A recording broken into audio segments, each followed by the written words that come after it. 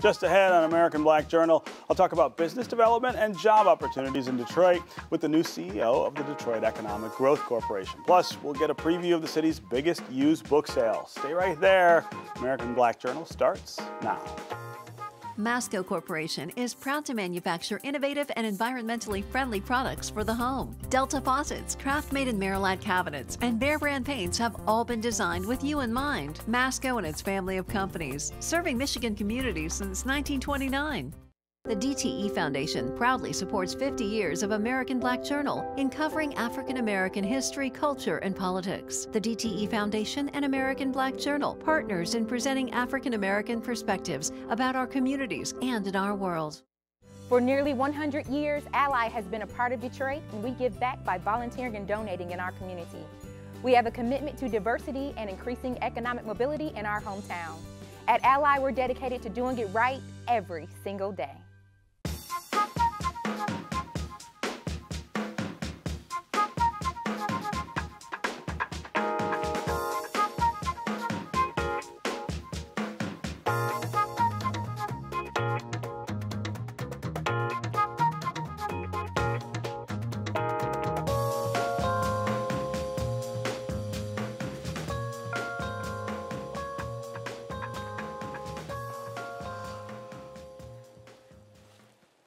Welcome to American Black Journal. I'm Stephen Henderson. My first guest is new to Detroit and has a very important role in the city's future. As the president and CEO of the Detroit Economic Growth Corporation, Kevin Johnson is tasked with helping to drive investment and create jobs and grow the city's economy. I'm pleased to welcome Kevin to American Black Journal. Good to see you. Yeah, good to see you too. Yeah. Welcome to Detroit as well. Good to be here. Yeah. So let's start with what attracted you to this job and what attracted you to our city here? Well, first, I think there were a couple of observations that I had. One was, as I came and I toured the area, I saw an infrastructure that was built for positive economic growth. Yeah.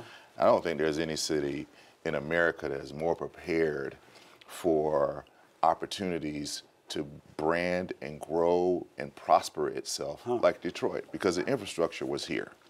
The second thing that attracted me to the city was the people. There was this kind of attitude, Detroit attitude. Let's get this thing going kind of attitude. Yeah. And it's easy for that to be something that you can wrap your arms around, and so that was really it for me. Yeah. And since you've been here, tell us about the things you're learning about this community, about the economy here, and the role that DEGC can play in this rebirth that we're all trying to work so hard on. Well, DEGC's role has been and is for the last 40 years a catalytic agency that supports upward growth and prosperity in the city. We have a responsibility as an agency to focus on some key areas. One is job growth and creation. Yeah. The other is neighborhood revitalization and entrepreneurial development. And we do that through a variety of ways, and I know we'll get into that a little later. And third, and most importantly, we need to be an active voice in promoting Detroit as a positive place to do business. Yeah. And when you factor all those elements together, and there's a stick-to-itiveness to that messaging, then the job attraction piece becomes a lot easier for us. Yeah, yeah. Let's talk about the work that DEGC is involved in. I think when a lot of people think of DEGC, they think of big developments, negotiating big deals for companies to come here or to get stuff built. They don't think of the neighborhood work that you guys do, because they probably don't know much about it. Well, the neighborhood work, and I don't say this to be anything other than the truth. The neighborhood work is and is in a lot of cases more important. Yes. Because neighborhoods are where people live. Right. Right. And when neighborhoods are stable, that means that people are getting the goods and services that they need. So we have neighborhood developments in a lot of different varieties. One, manufacturing in neighborhoods here works. Flexing Gate, case in point. Flexing Gate is a great right point. in the neighborhood. In the east side. In the east side of Detroit. Van Dyke. Yeah, 400 jobs, about to expand, $160 million worth of investment in the neighborhood. Then you can have midtown development, where national brands are a part of that. You know, Whole Foods and Meijer, all those in neighborhoods. And you can have developments like our Motor City Match developments, which I know you're very familiar with, Sure. And our Motor City Restore program that we work very closely with the mayor's administration to activate. Companies like Norma G's, you know, Pink Poodle, Lip Bar, those are neighborhood-centric developments. Yeah. And we spend as much time pushing those agendas forward for neighborhood development as we do when we try to go out and recruit bigger companies. And so how are we doing as a city with that balance between big and small neighborhood and downtown or midtown? I would, you know, personally, we need to see more in the neighborhoods. It's a harder push, but you know, hard is a part of the job, right? And last year we had a very successful year. We earned 4,500 new jobs, $1.2 billion in new investment. We opened 40 Motor City Match awardees were opened last year. 12 Motor City Restore projects were opened last year. So we're really bullish on what's going to happen in 2019, and we have some very ambitious goals specific to that. When I was doing my research on DEGC, there was a goal that was set. So by 2020, we want to create 10,000 new jobs in Detroit. You know, we want to activate $3.4 billion in new capital investment. We want to open over 120 Motor City Match awardees. And now we're well on our way to that goal, but that's still a lot more to do. Some of those are pretty ambitious. 10,000 jobs. Yeah. That's by next year. That's by next year. Where are we on that scale now? We're about 3/4 of the way there. Okay. And I think we will exceed that number as long as we focus on the fundamentals and address our challenges. Yeah. We have a tax rate challenge. We do. We have a skills gap challenge, right? We have things that can prohibit or at least slow that momentum down. And we want to be able to accomplish that by addressing those challenges. So talk about how you do address some of those challenges. I mean, one of the ways I've always thought of DEGC is about trying to grow opportunity as well as the economy. You guys work in that space too. We do, and so when we do economic development, first of all, economic development is a team sport. This is not a one agency response to a variety of challenges. So when we address the skills gap challenge, that's a statewide issue. Governor Whitmer is really, really pushing on how do we accomplish that and making more investments in education, making more investments in community college and technical trades education. Because the trades, the skills trades, is one of the things that we're hearing from our corporate community that's slowing down the process. Not enough people Construction costs are up 46% since 2013. Right, because we don't have enough people you know, qualify. And the cost of lumber is up, the cost of steel is up, cost of, not to mention people. Right. So when you add those things, then the only way you address that is you invest in the challenge. You invest in that challenge to see if you can turn it around. And so our partnership is really built upon touching and connecting with service providers who are playing a role in that investment. Yeah. Tell us a little about you. You come to us from Atlanta. Yeah. Another city with challenges, but also with a tremendous success and opportunity as well. It has, and Atlanta is one city that does have distinctions in certain areas, both good and sometimes very challenging. And so, I moved here in June of last year, and I've had the great pleasure of working in 5 different states around the country doing economic development work. And this one is the ultimate challenge. Yeah, is it? Detroit's the ultimate challenge. and because Detroit's history is unlike any other city that I've been a part of. And because of that, this gives me the motivation to try to do some things differently than what I have. Some of the techniques I used in Atlanta and in Raleigh, Durham, and in Phoenix, Arizona, won't work here. They won't work here, huh? Yeah, because the dynamic is different. It is. It is. When you talked earlier about one of your jobs being selling the city to prospective investors, I guess that's one of the ways in which that experience in other cities really helps you think of the ways that we're different, and that sales pitch has to be different. There is a value proposition that must be put forth in every level of corporate attraction, whether it's a small entrepreneur to the large Fortune 500. And I'm always one that we focus on the things that we do well, and we go sell the value proposition to those who want to buy what we do well. We're some industry clusters that we're very, very honed in on. Mobility, financial services, logistics and shipping. You know, I always say about Detroit, you can float it, fly it, or roll it out of here better than any other place in the United States. Yeah. You know, we're really, really good at that. We're focusing on apparel.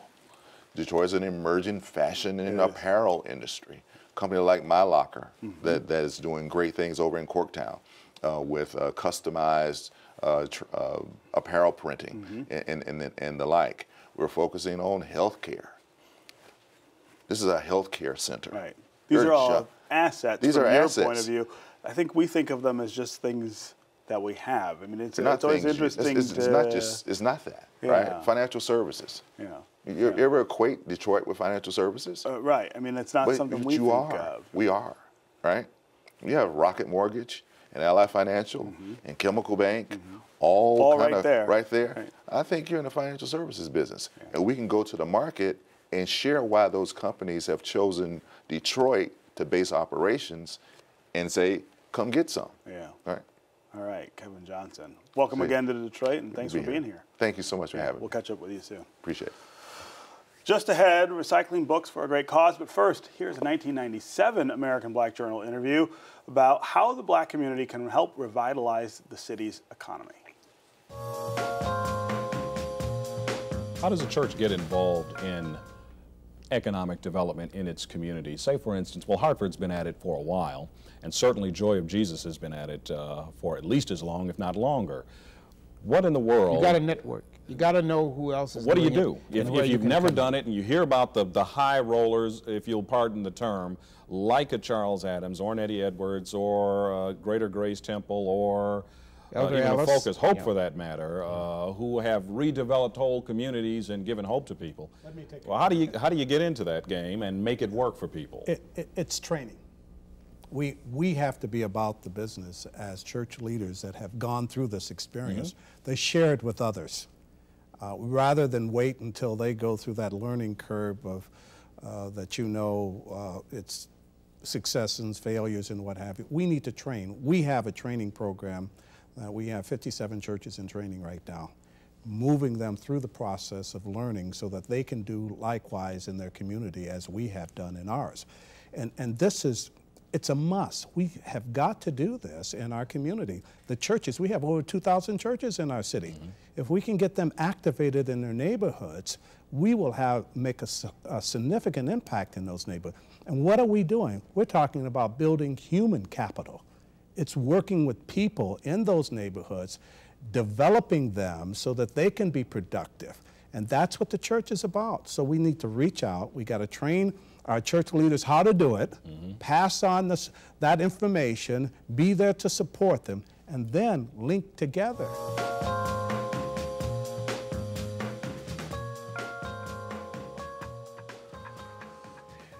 The Detroit area's largest used book sale and media sale is coming up next month. Bookstock raises money for local education and literacy projects.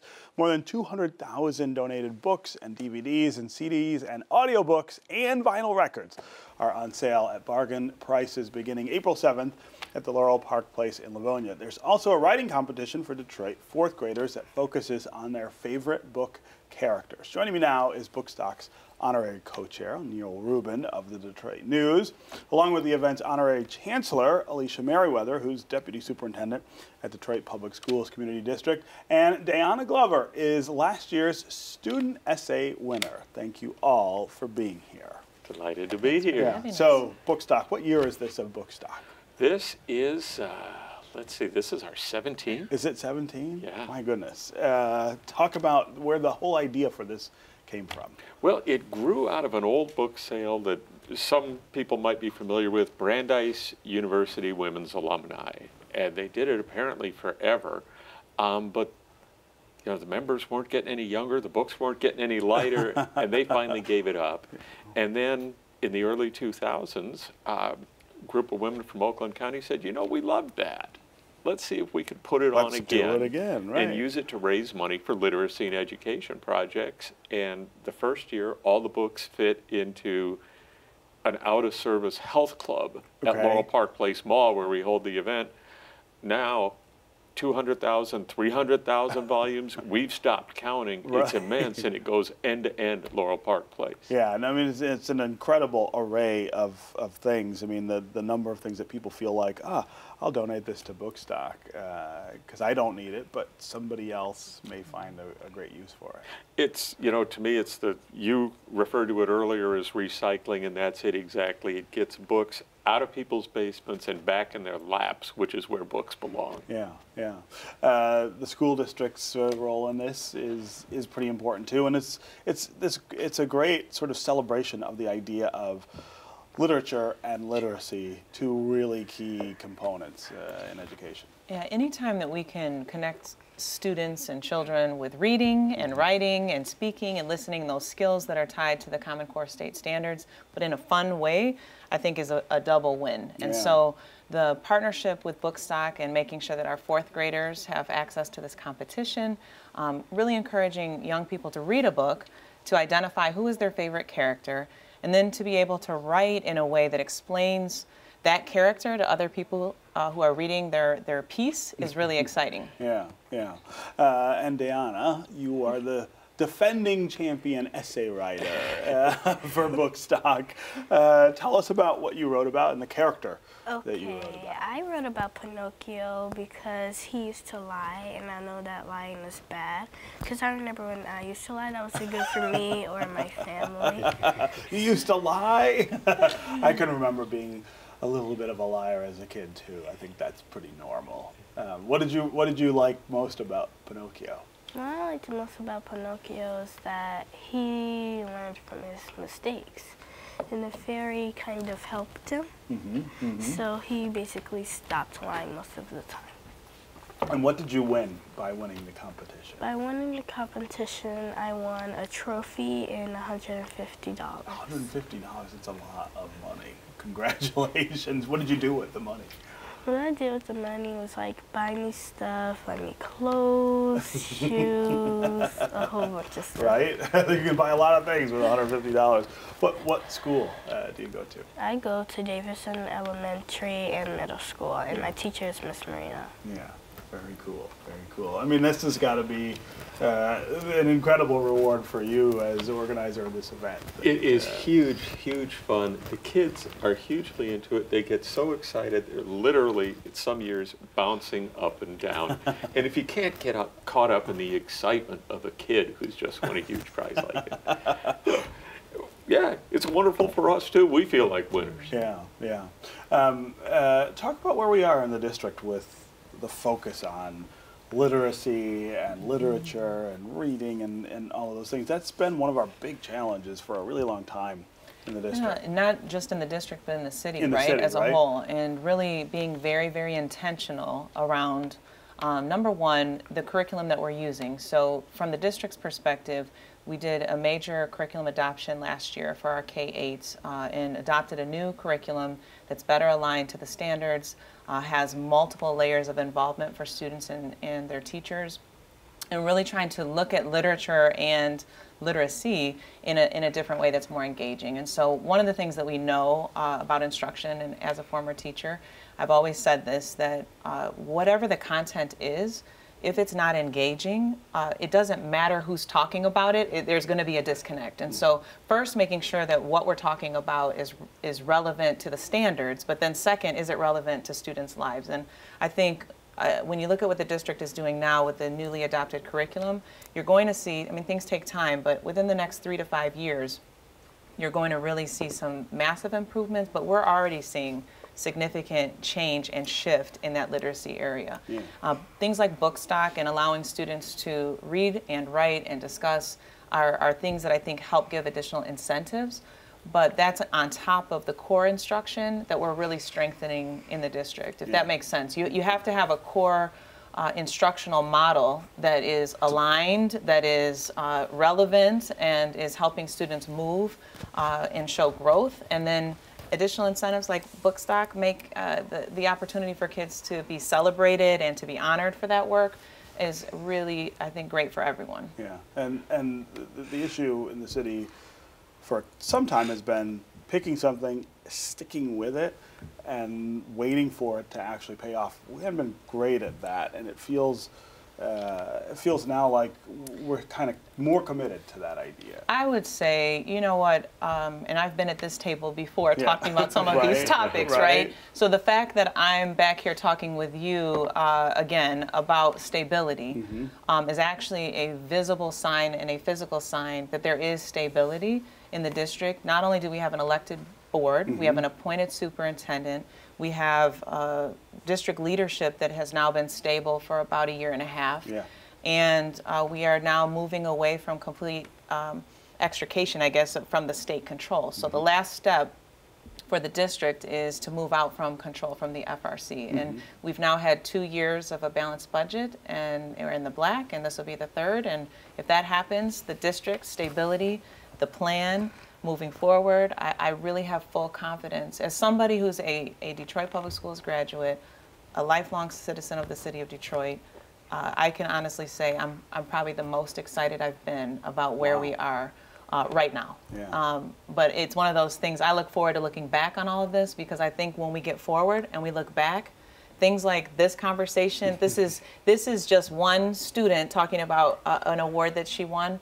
I look forward to knowing that thousands of students are able to talk about what they've learned in school, how that's allowed them to achieve their dreams, how reading and writing and things like Bookstock all come together to make great opportunities for kids. DalAna, can you talk about other books that you like? Okay, I like Amelia Bedelia and Dr. Seuss books. Yeah, those are my favorite. And do you get a lot of chance to read those books in school and work with them in class? Yes, I have a lot of time at home. I have time in school. So yeah, I really love those books.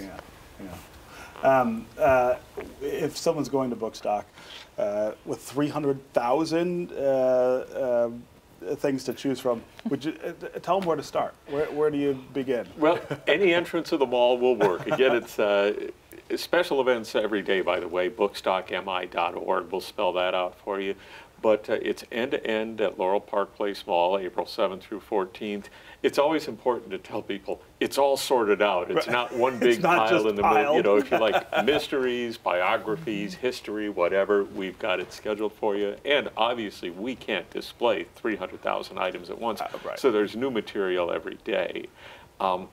We give the best awards on Tuesday night that week, and on Tuesday and Wednesday, because we're kind of fond of teachers, we can have the same mission here, 3 to 9 p.m., teachers with an ID, everything is half off. Oh, that's really great. Yes, so that's fun. And like I said, assorted discounts and prizes and interesting things going on all week. And through it all, we've managed to raise more than $2 million, entirely volunteer driven. And when you think about it, $2 million, paperback books are $1. That's a lot of books moving out the door. Well, I mean, one of the interesting things about this is that continued interest in, I guess, hard media, right? Books and CDs and DVDs. People still have a real thirst for that, even though supposedly everything is available on the internet, right? I wrote a column about that last year. I thought, this many people are this interested, and heck, there's a pre-sale Sunday morning. It's the opening day, the 7th, from 8:15 to 11. It's $20 to get in, get first crack. I have learned over the years, do not stand between a collector and the cookbooks. It's a danger zone. But people literally lining up, and it's always cold that morning. We can never catch a break. Lining up to get books, and all week long, people walking out with bulging sacks of books. I like holding a book in my hand. I own a Kindle, but I'm still a book guy. All right. Well, congratulations, and thanks for being here. Thank you. Thank you. That's our program for today. Thanks for watching. You can get more information about our guests at AmericanBlackJournal.org, and you can check out past episodes. Plus, you can always connect with us on Facebook and on Twitter. We'll see you next time.